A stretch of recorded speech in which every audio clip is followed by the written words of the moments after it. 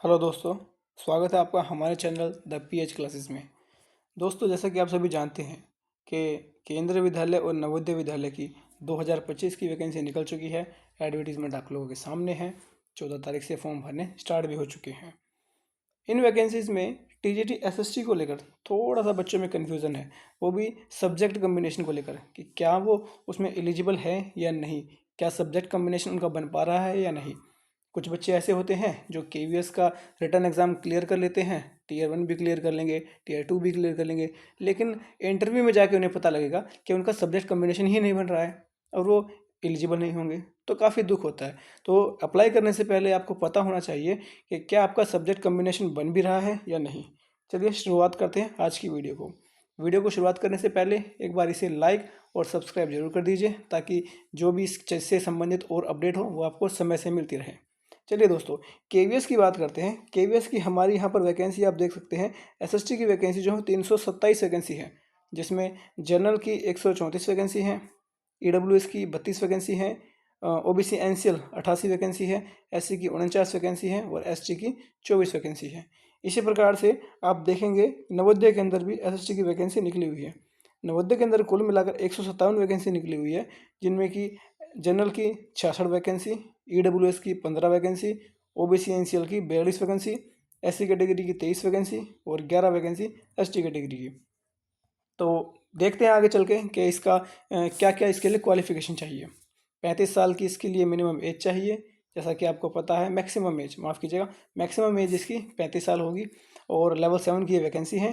KVS में और नवोदय का जॉइंट एग्ज़ाम होगा।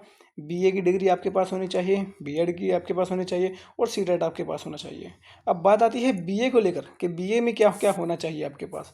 तो देखिए दोस्तों, candidate should have studied any 2 subjects out of history and geography, economics and political science at graduation level. जी हाँ, या तो हिस्ट्री, या फिर आपका पॉलिटिकल, या फिर आपका जियोग्राफी और या फिर आपका इकोनॉमिक्स।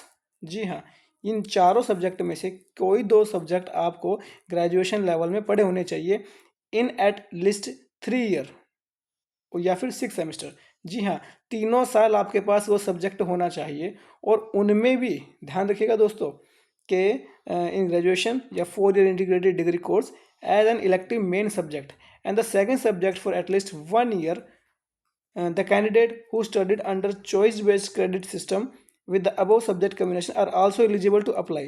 आप ध्यान रखेंगे दोस्तों कि इसके अंदर आपका ग्रेजुएशन में ये चारों सब्जेक्ट होने चाहिए और उनमें से हिस्ट्री या ज्योग्राफी में से एक होना बहुत ज़रूरी है।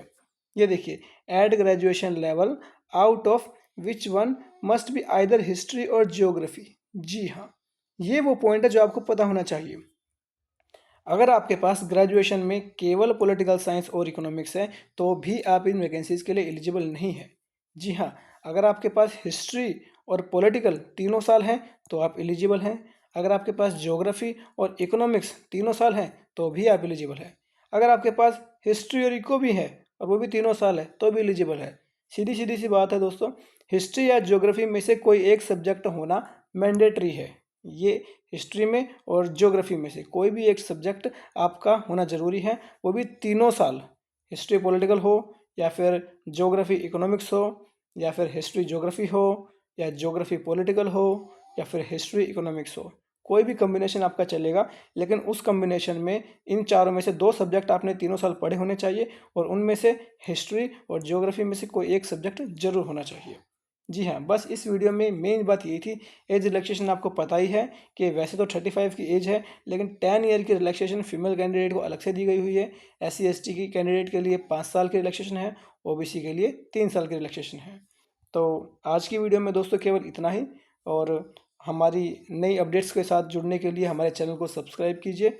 धन्यवाद दोस्तों।